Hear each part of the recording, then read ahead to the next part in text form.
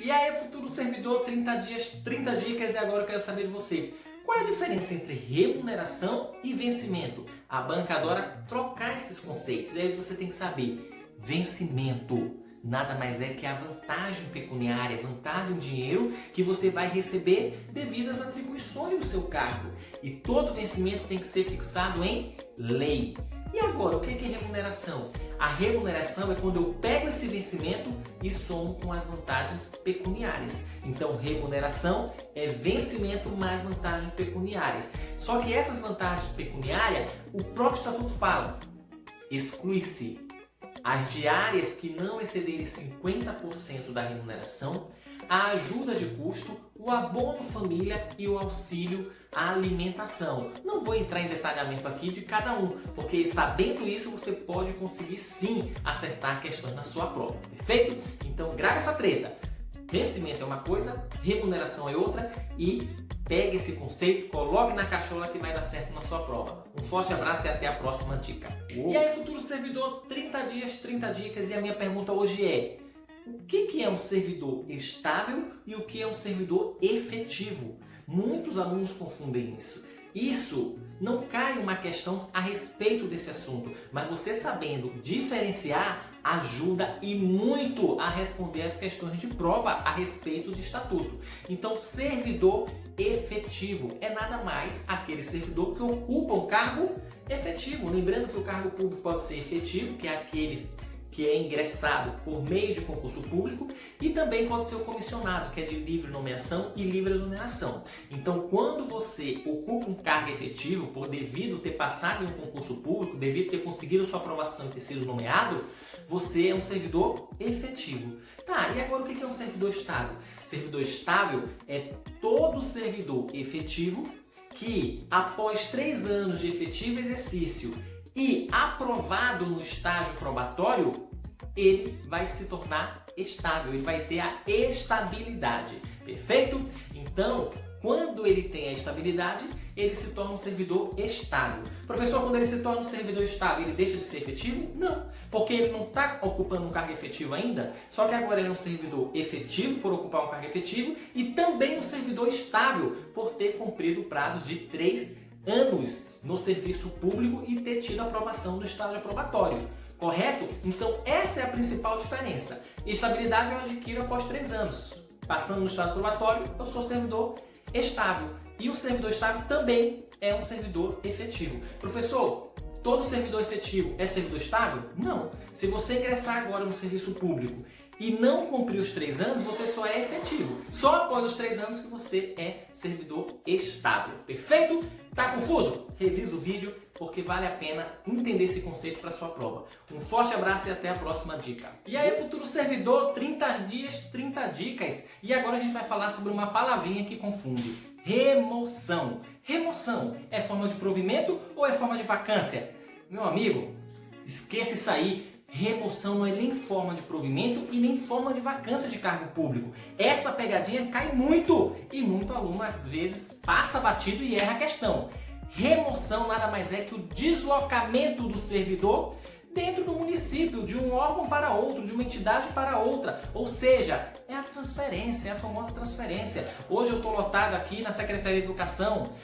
Agora eu vou ser lotado na Secretaria de Cultura. Ou seja, ele foi transferido, ele foi removido. E essa remoção pode acontecer de ofício ou a pedido do servidor. Então nada mais é que a transferência do servidor de um local de trabalho para outro. Isso é remoção. E lembre-se, remoção não é forma nem de provimento e nem forma de vacância. Fica a dica. E aí, futuro servidor, 30 dias, 30 dicas. E hoje eu quero falar com você sobre licença para tratamento de doença em pessoa da família. O que eu preciso saber dessa doença? 3 coisinhas. Primeiro, quais são os dependentes que gera direito do servidor se afastar? Segundo, quais são os requisitos que eu devo cumprir para poder receber essa licença? E terceiro quanto eu vou receber e qual o período que eu posso ter dessa doença. Então, primeiro requisito, quem são os dependentes que geram direito ao servidor? Primeiro ponto, pai e mãe. Segundo, filho e enteado. Terceiro, esposa ou companheira. Sendo que também consta lá que qualquer dependente que esteja às suas expensas, ou seja, que estejam dependendo do servidor. Então, repetindo, pai, mãe, filho, enteado, cônjuge ou companheiro e qualquer dependente que esteja sob dispensas. Esses são dependentes que geram direito do servidor se afastar. Segundo ponto que a gente tem que saber, quais são os requisitos. Os requisitos são 3. Primeiro requisito para eu receber a licença por motivo de doença em pessoa da família. Esse dependente tem que constar nos assentamentos funcionais dele. Segundo, eu tenho que comprovar que é indispensável a minha assistência para esse dependente. E terceiro, eu tenho que provar que eu não posso exercer ele de forma simultânea às atribuições do meu cargo. Então, repetindo para colocar na caixola. Primeiro, tem que constar nos assentamentos funcionais. Segundo, indispensável a minha assistência àquele dependente. E o terceiro, eu tenho que comprovar que eu não posso exercer simultaneamente com o meu cargo. Diante disso, agora só falta ver outro ponto, que é a remuneração junto com o prazo de recebimento dessa licença. Se tua licença for de até 30 dias, você vai receber remuneração integral do seu cargo. Se for superior a 30 dias e até 90 dias, você vai receber somente 2/3 da remuneração. Ah, professor, passou de 90 dias. Então, se passou de 90 dias e foi até 180 dias de recebimento de licença, então superior a 90 até 180, você vai receber 1/3. Professor, e se for superior a 180? Pode continuar de licença? Pode. Ele pode continuar de licença sim, por até 730 dias. Só que de superior a 180 até 730 dias, sem remuneração. E lembrando que 730 dias é o máximo que eu posso receber essa licença. 730 dias dá 2 anos. Mas para a prova de vocês têm que levar 730 dias, que é o que está no texto do estatuto. Perfeito, meus queridos? Coloque na caixola, fica a dica e até a próxima. E aí, futuro servidor, 30 dias, 30 dicas, eu quero falar sobre multa, uma das formas de penalidade. Quando é que eu aplico multa? Existem 2 situações para aplicar multa. A primeira situação, quando o servidor for negligente com material que pertence ao município e esse material estava sob sua responsabilidade. E sobre sua responsabilidade, esse material desapareceu, esse material passou a ser inutilizado ou sofreu uma avaria. Nessas 3 situações, devido à negligência do servidor, ele vai ser multado. E qual vai ser esse percentual de multa? De 1 a 5% do valor do dano causado. Se o dano causado é de R$300, ele pode receber uma multa de 1 a 5% do valor do dano que ele causou. Perfeito? Essa é a primeira situação de multa. Segunda situação de multa, como substitutivo da penalidade de suspensão. A suspensão é aquela penalidade que manda o servidor para casa sem direito à remuneração. Só que imagine, eu tenho um setor que só tem um servidor trabalhando e esse servidor levou suspensão. Então, se eu mandar ele para casa, vai fechar o setor, não tenho ninguém para substituir ele que atende o público ali, a população vai ficar prejudicada. Então, nesse caso específico, a administração pode solicitar que essa suspensão seja substituída por uma multa. E quando é substituída por uma multa, o que vai ocorrer? O servidor vai continuar, vai permanecer no exercício, vai permanecer trabalhando, só que vai receber somente 50% do valor da sua remuneração no período da suspensão. Ah, o servidor levou uma suspensão de 15 dias. Sendo assim, durante 15 dias ele vai ser obrigado a trabalhar, só que só vai receber 50% da sua remuneração. Grava na caixola que multa pode aparecer na sua prova. Então fica a dica e até lá. E aí, futuro servidor, 30 dias, 30 dicas. Você sabe qual é o prazo da suspensão? Não sabe? Até por 60 dias. Guarda na caixola. E aí, futuro servidor, 30 dias, 30 dicas, vamos falar hoje de reintegração. A gente já viu que é uma forma de provimento, já vimos que é a volta do servidor demitido, mas você sabia que essa volta do demitido, se está devido à invalidade da demissão, devido decisão judicial ou decisão administrativa, pode ser um ou outro, pode ser por via judicial ou por via administrativa, sendo que quando ele retorna, quando ele é reintegrado, ele volta com todas as vantagens, ele tem que ser ressarcido, passou um ano demitido, então tem que voltar com o pagamento de todas as remunerações e vantagens que ele tinha nesse período, ele volta com ressarcimento integral. Só que quando ele volta, o cargo que ele ocupava pode ter acontecido 3 coisas. Pode estar vago, se tiver vaga ele só vai lá dar um pulinho e ocupa esse cargo. Esse cargo pode ter sido extinto. E se for extinto, professor? Se for extinto, ele será posto em disponibilidade. E o cargo pode estar ocupado. Se tiver ocupado, o servidor reintegrado, expulsa, empurra o servidor que está ocupando o cargo. Professor, mas o servidor que está ocupando o cargo não tem nada a ver com isso. Não tem. Mas como o servidor que foi demitido e teve essa demissão invalidada, não era nem para ter sido demitido. Então ele volta, quem está ocupando o cargo tem que sair. Agora a pergunta é, o que acontece com esse servidor que estava ocupando o cargo? Esse servidor que estava ocupando o cargo de um servidor que foi reintegrado, pode acontecer 3 coisas. Se ele for estável, ele pode ser reconduzido, aproveitado ou posto em disponibilidade. Repetindo, se ele for estável, ele pode ser reconduzido, aproveitado ou posto em disponibilidade. Professor, ele pode ser não estável. Pode ser um servidor que ainda não passou aquele período de 3 anos. Pode. E nesse caso, se ele não for estável, só pode uma situação. Ele será posto em disponibilidade. Perfeito? Fica a dica de reintegração que pode aparecer na sua prova. Guarda na cachola e até a próxima dica. E aí, futuro servidor, 30 dias, 30 dicas. E hoje uma dica simples, fácil, que pode aparecer na sua prova, só querendo saber quais são as penalidades segundo o Estatuto da Barra dos Coqueiros. Você tem que lembrar, são 6. 6 são as penalidades. Vamos saber cada uma agora. Primeiro, advertência. Segundo, multa. Depois vem a suspensão. Depois vem a demissão, destituição e cassação. Professor, como é que eu decoro isso? Rapaz, eu sempre falo, repita 50 vezes durante 10 dias que você decora, né? Mas, cara, é só lembrar de uma sequência. A sequência vem com umas coisas mais simples. Uma advertência simples. Depois vem uma multa. Opa, não obedeceu a multa? Vai ser suspenso. Não quer obedecer a suspensão? Então vai ser demitido. E depois vem a destituição da função gratificada ou do cargo em comissão e a cassação da aposentadoria. Grave essas 6 porque pode vir simples a questão, só cobrando conhecimento de quais são as penalidades, sem detalhar nenhuma delas. Perfeito? Fica essa dica aí e até a próxima. E aí, futuro servidor, 30 dias, 30 dicas. E hoje nós vamos falar sobre responsabilidades. As responsabilidades que o servidor vai responder pelo cometimento de uma infração. E aí você tem que gravar o seguinte, são 3 os tipos de responsabilidade. Eu posso responder na esfera penal, administrativa e civil. Repetindo, eu posso responder na esfera penal, administrativa e civil. Quando é que eu respondo na esfera penal, professor? Quando você comete um crime ou uma contravenção. Eu não preciso detalhar o que é crime ou contravenção, porque vai cair estatuto. O estatuto só deixa isso escrito lá taxativamente. Penal, quando eu cometer um crime ou uma contravenção.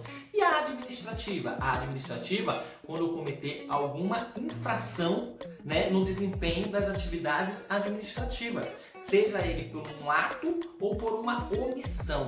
E já na esfera civil, professor, como é que vai acontecer a responsabilidade da esfera civil?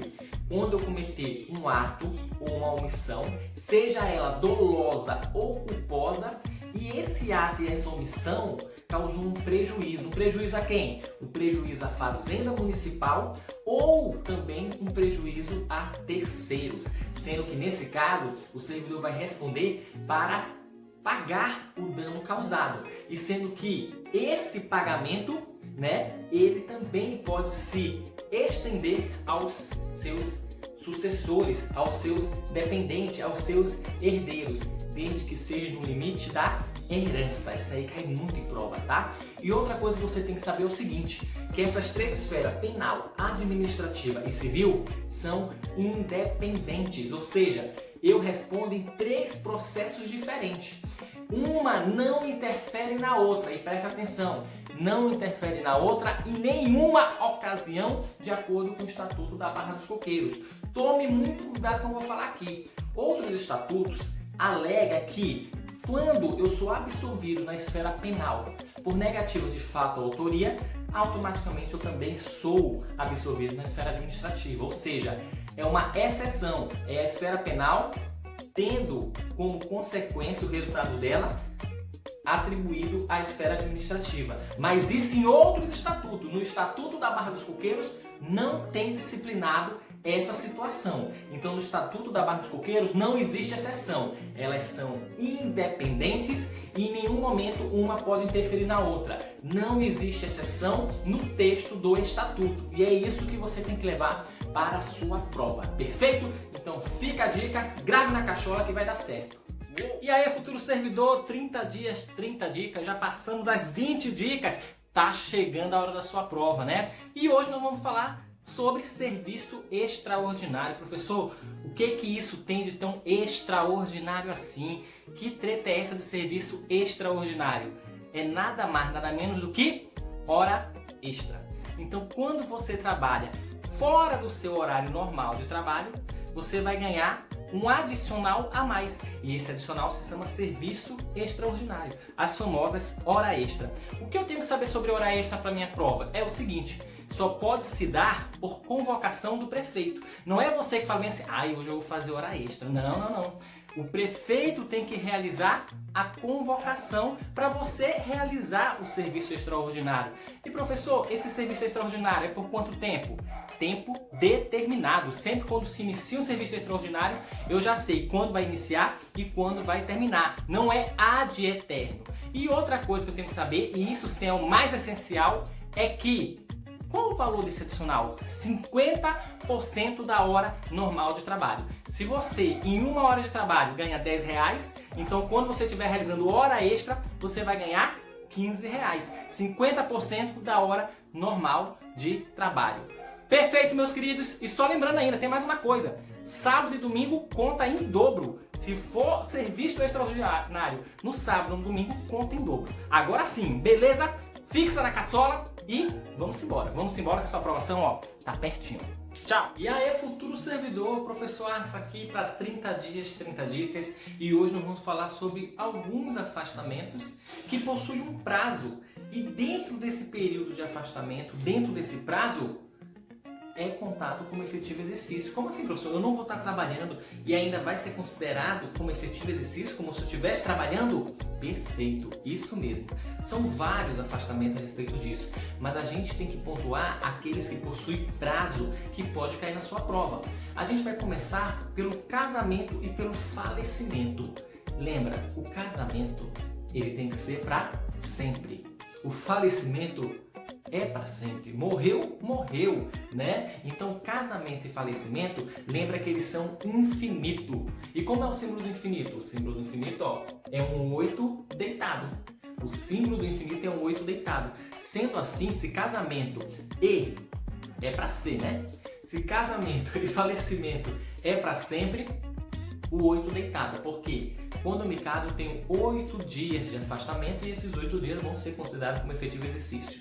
Caso de falecimento de padrasto e madrasta, pai e mãe, filhos, cônjuge, companheiros, você tem também 8 dias de afastamento que vão ser contados como efetivo exercício. Mas tome cuidado com o falecimento, porque o Estatuto também traz o falecimento de tios, noras, sogra, genro, também, só que ele não cita prazo. O prazo é somente para cônjuge, companheiro, padrasto, madrasta, filhos, né, pai e mãe, onde sim, eu posso me afastar 8 dias e vai ser contado como efetivo exercício. Então, só preste atenção nesse ponto. Outro, 30 dias de férias. O período que você está de férias também é considerado como tempo de serviço, é considerado como efetivo exercício. Esses 30 dias de férias que você tem durante o ano. Já também ele te dá 10 dias para o servidor estudante, quando for realizar exames e provas, inclusive de concurso público. Esses 10 dias são 10 dias durante o ano que ele tem direito a se afastar para realizar esses exames e provas, e mesmo assim vai ser considerado como efetivo exercício. E para finalizar, um dia no caso de doação de sangue voluntária. Se você for doar sangue voluntariamente, você tem um dia de afastamento. Professor, mas tem outros afastamentos? Tem. Tem um para júri, tem um para serviço militar.